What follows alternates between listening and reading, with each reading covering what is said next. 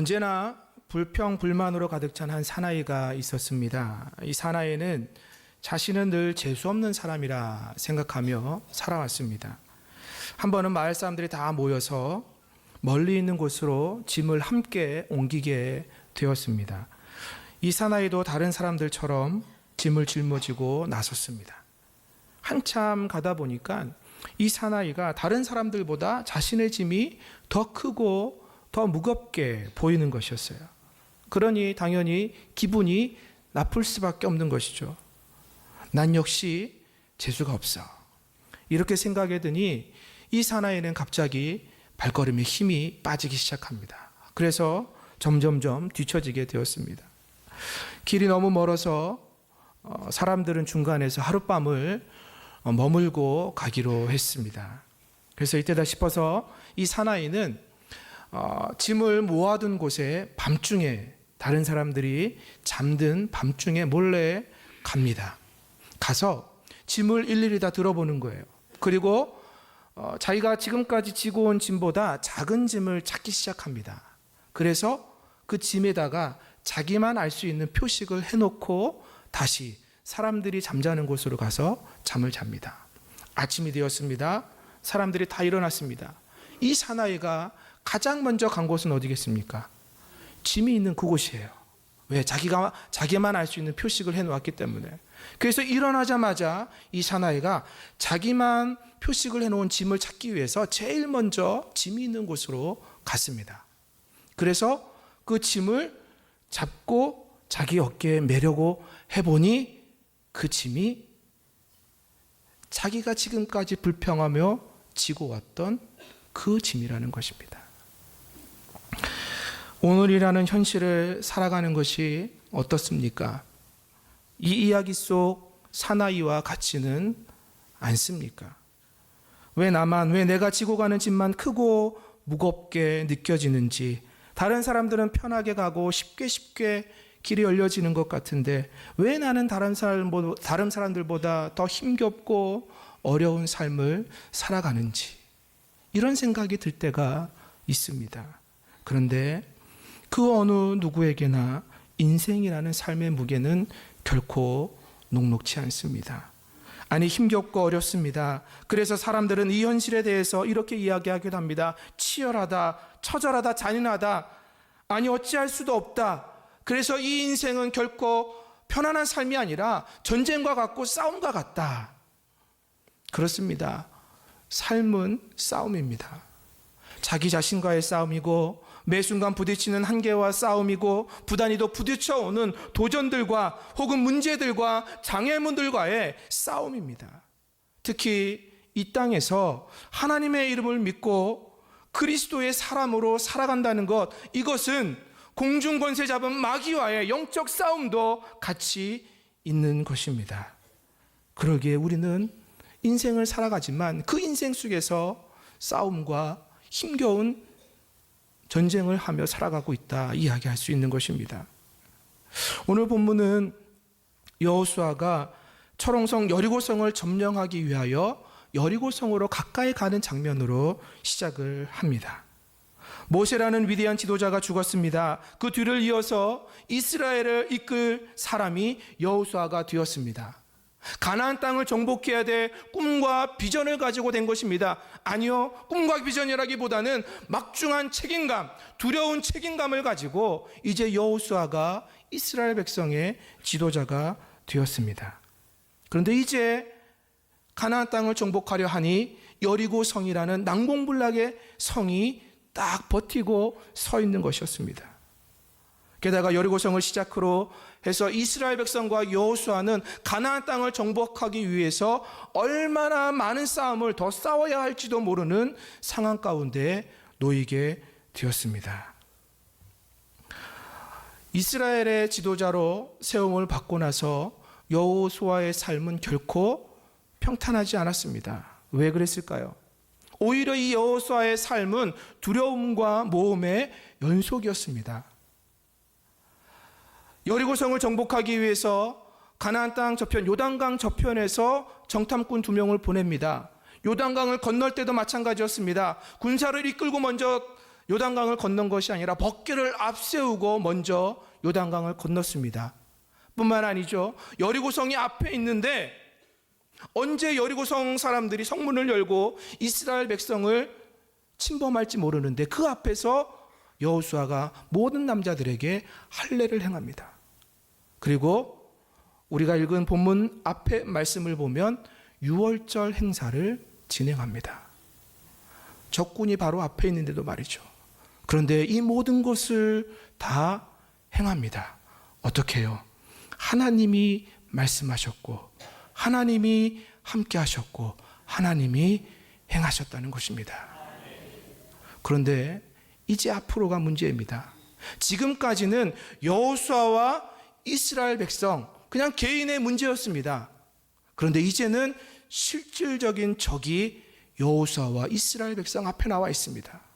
적과 싸워서 이기든지 아니면 지든지 혹은 그 땅을 정복하든지 아니면 그 정복에 실패하든지 결과가 드러나는 상황 가운데에 놓이게 된 것입니다.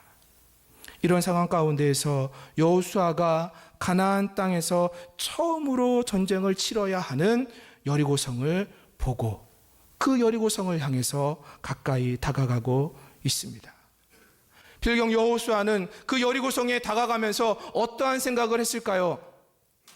내가 어떠한 전술로 이스라엘 백성을 이끌어야 그 성을 정복할 수 있을까?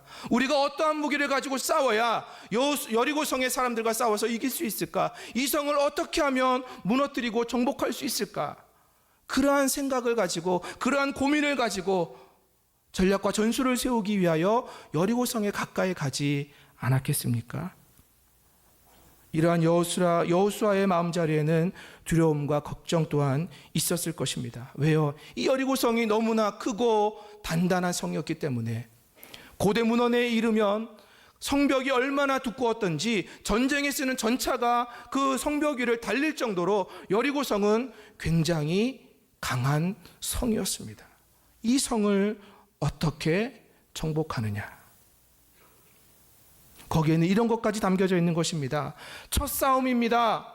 이 싸움에서 이겨야 이스라엘 백성들의 사기가 올라갈 텐데 지면 어떻게 되는 것입니까? 그뿐만 아니라 이 성을 정복해야 하는데 정복하지 못한다면 가나안 땅 다른 족속들에게 이스라엘 백성들은 아무것도 아닌 족속이 되고 마는 것입니다.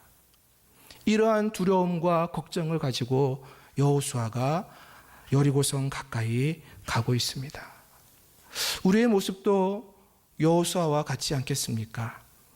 어떠한 문제 앞에서 그 문제를 어떻게 풀어야 할지, 새로운 환경과 상황들 앞에서 우리가 그 새로운 환경과 상황들을 어떻게 적응해 나갈지, 내게 닥쳐오는 문제와 장애물들을 내가 어떻게 돌파하고 이겨나가야 할지, 우리도 그러한 두려움과 걱정과 고민을 가지고 우리가 당한 현실 앞에 살아가고 있지는 않겠습니까? 여리고성에 가까이 가고 있는 여호수아처럼 오늘을 살아가고 있는 우리도 간절히 원하는 것이 있습니다. 그것이 무엇이겠습니까? 바로 승리하는 것입니다. 여리고성을 정복하는 것입니다. 정복해서 내 삶의 자리에 하나님께서 이루시는 참다운 행복을 누리며 사는 것, 그것이 여호수아가 그리고 이스라엘 백성이 그리고 오늘을 살아가고 있는 우리가 당연히 갖고 싶은 우리의 소원일 것입니다. 그러기에 하나님께서는 그 시대의 여호수아에게도 말씀하셨지만 오늘을 살아가고 있는 우리에게도 변함없이 동일하게 말씀하고 계십니다. 하나님께서 이루시는 승리의 법칙이 있다고 말입니다. 자, 그렇다면 하나님께서 이루시는 승리의 법칙 첫 번째가 무엇이겠습니까? 그것은 하나님을 바라보라는 것입니다. 지금 여호수아가 무엇을 보고 가고 있습니까? 여리고성입니다.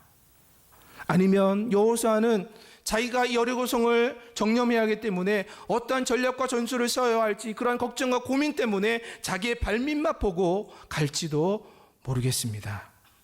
그런데 이 여호수아가 여리고성에 가까이 간 그 후에 성경이 무엇이라 이야기를 합니까?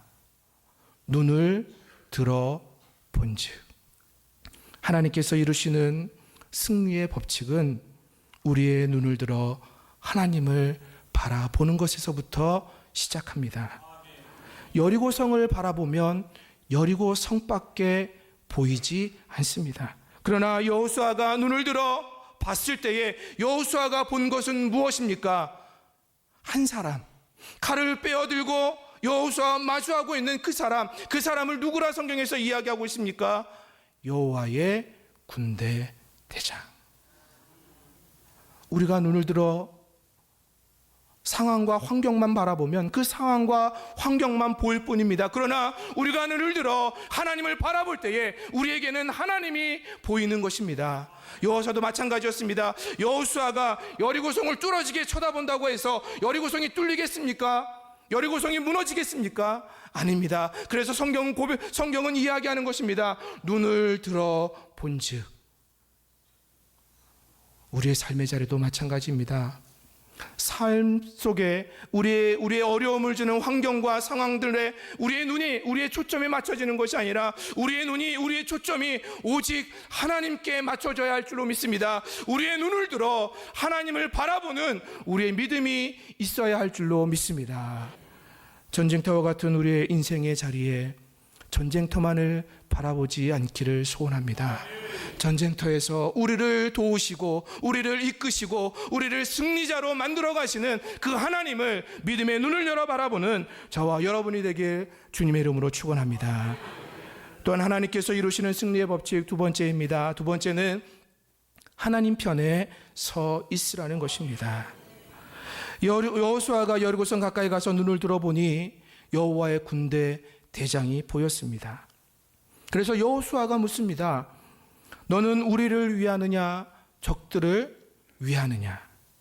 여호수아의 질문은 이것이죠. 우리 군대에는 너와 같이 칼을 뽑아서 이 여리고성에 나아가서 싸울 군사가 없는데 너는 그렇다면 아군이냐 적군이냐? 이 질문을 여호수아가 하고 있는 것입니다. 그런데 이 여호와의 군대 대장이 대답이 무엇입니까? 아니라는 말이 나온다는 것은 동문서답과도 같은 대답입니다. 그런데 이 여호와의 군대 대장이 아니라고 대답한 것은 이러한 의미가 담겨져 있는 것입니다. 내가 지금 편을 가르는 것에 중요한 것이 있는 것이 아니라 내가 지금 어느 편에 서 있는가가 중요하다는 것입니다. 여호와의 군대 대장이 이곳에 있다는 것은 무엇을 의미하는 것이겠습니까? 그냥 군대 대장만 와 있겠습니까? 아닙니다. 싸울 수 있는 군대가 같이 와 있는 것입니다. 이미 하나님께서 군대 대장을 보내셨다는 것은 이스라엘 백성들과 함께 싸울 준비를 하고 계신다는 사실입니다. 그런데 여호수아의 질문은 네가 아군이냐 적군이냐? 이 질문이 아니라는 것입니다. 그래서 여호와의 군대 대장이 이어서 무엇이라 이야기하고 있습니까? 여호와의 군대 대장으로 이곳에 와 있느니라. 네가 이 편 저 편을 나누는 것이 중요한 것이 아님을 다시 한번 확인시켜 주고 있는 것입니다. 그러기에 우리에게 중요한 것은 이 편 저 편을 나누는 것이 아닙니다. 이 편 저 편을 나누는 것이 아니라 내가 누구 편에 서 있느냐, 그것이 중요하다는 사실입니다. 우리들은 대부분 하나님이 우리 편이길 원합니다. 하나님이 내 편이길 원한다는 것이죠. 그런데 하나님이 남의 편일 수는 없을까요? 다른 사람의 편에서 하나님이 서 계신다면 그 하나님은 내가 믿는 하나님이 아닙니까? 우리의 믿음과 우리의 신앙의 태도는 우리의 중심, 나 중심이어서는 안 됩니다.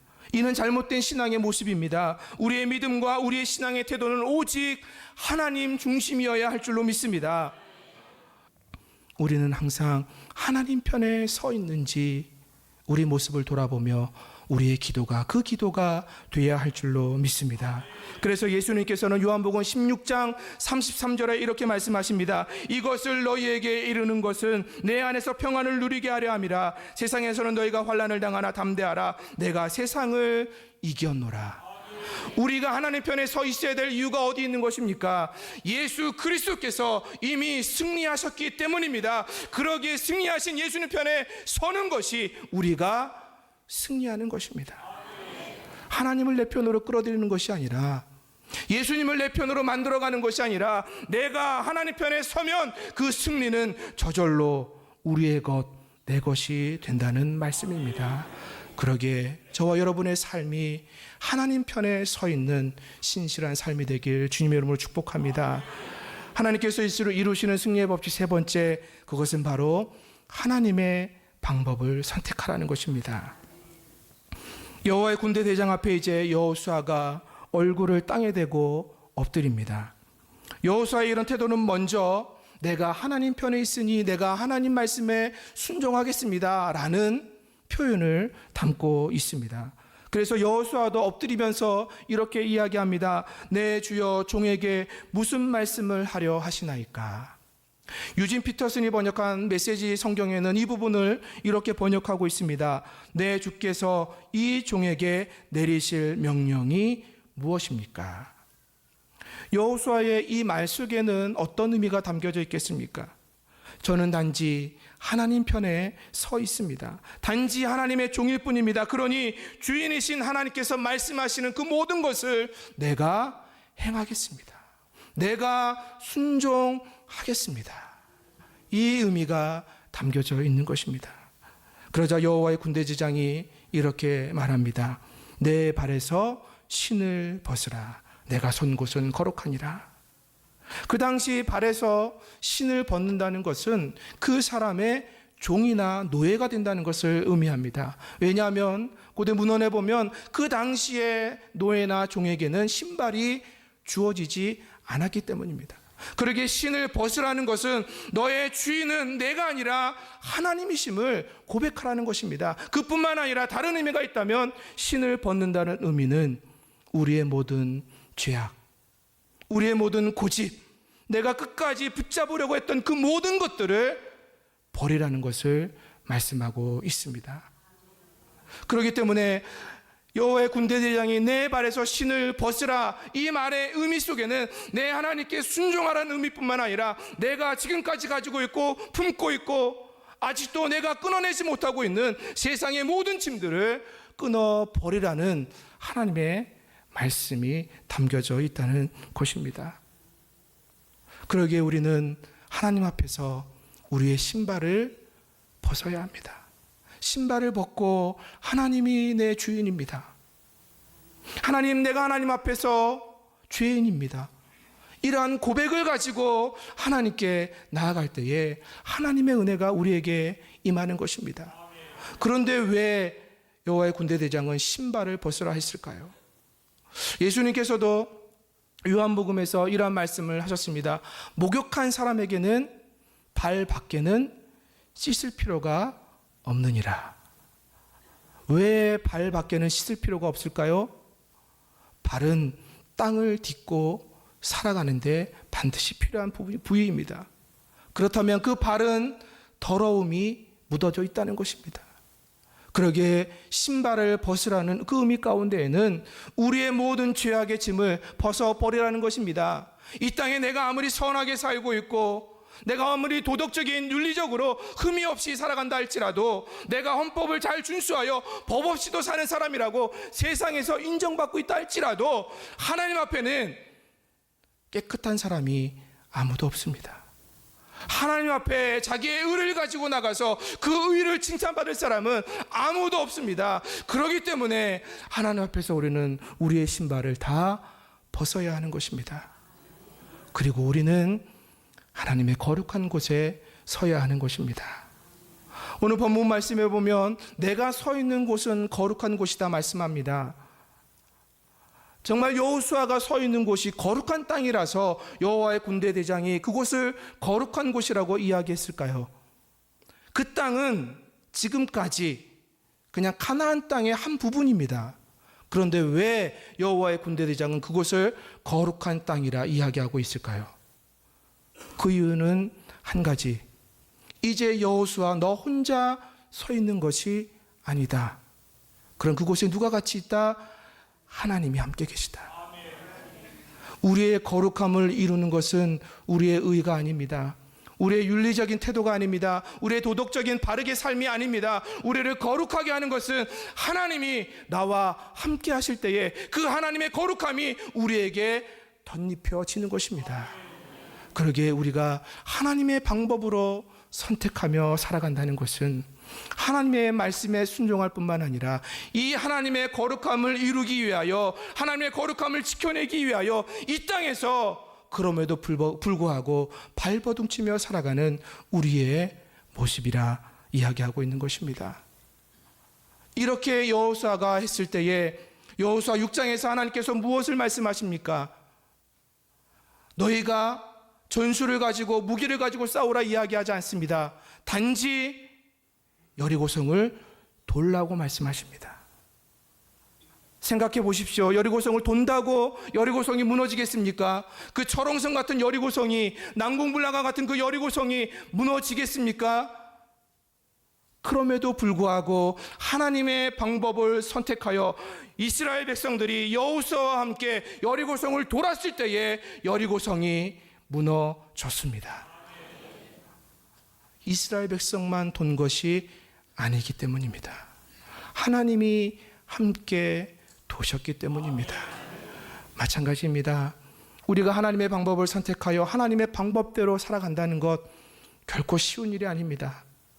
아니면 그 방법을 선택하기까지 수많은 갈등들이 우리 안에 있습니다. 그러나 그럼에도 불구하고 우리가 하나님의 방법을 선택하여 순종하고 거룩함으로 나간다면 그 가운데에 하나님이 우리와 함께 하십니다. 우리와 함께 하셔서 우리로 하여금 승리케 하신다는 말씀입니다. 그러기에 이제 여호수아와 이스라엘 백성들이 이룬 그 승리가 이제는 그 역사적인 승리로만 남아있는 것이 아니라 오늘 우리가 하나님의 방법을 선택하여 나아갈 때에 순종하며 하나님의 거룩함을 우리가 지켜나가도록 발버둥치며 나아갈 때에 이제 그 승리가 우리의 삶의 자리에 역사로 쓰여질 줄 믿습니다. 이제 그 승리를 기대하면서 저와 여러분이 삶의 자리로 나아가는 은혜가 있기를 주님의 이름으로 축원합니다. 그때에 이 말씀이 우리의 힘이 되는 줄로 믿습니다. 여호와로 인하여 기뻐하는 것이 우리의 힘이니라. 하나님의 방법을 선택하여 하나님의 뜻대로 우리의 삶과 환경 속에서 그럼에도 불구하고 기뻐하며 나아갈 때에 하나님은 우리의 힘이 되셔서 우리의 당한 상황과 환경을 능히 극복하고 이길 수 있는 힘을 공급해 주실 줄로 믿습니다. 그러한 선택을 통해 하나님의 놀라운 역사가 저와 여러분의 역사가 되길 소원합니다. 인생의 전쟁, 싸움, 한계, 또한 부딪히는 장애물이 있다는 것은 분명히 우리의 삶에 있어 고통입니다. 그런데 반면 고통이 있다는 것은 우리 안에 생명이 있다는 사실입니다. 특별히 하나님의 백성이요 그리스도인으로서 세상을 살아간다는 것은 다른 사람에 비해서 어쩌면 더 큰 고난과 더 큰 어려움과 더 큰 포기가 있을 수도 있을 것입니다. 그러나 우리 안에 예수 그리스도로 인한 생명이 있다면 그 생명은 우리로 하여금 견디게 할 줄로 믿습니다. 감당하게 할 줄로 믿습니다. 그리고 결국에는 하나님의 승리가 우리의 승리가 될 줄 믿습니다. 그러기에 이 생명을 품고 이번 한 주간도 하나님께서 이루시는 승리를 위하여 날마다 믿음으로 전진하는 저와 여러분의 삶이 되길 주님의 이름으로 축원합니다.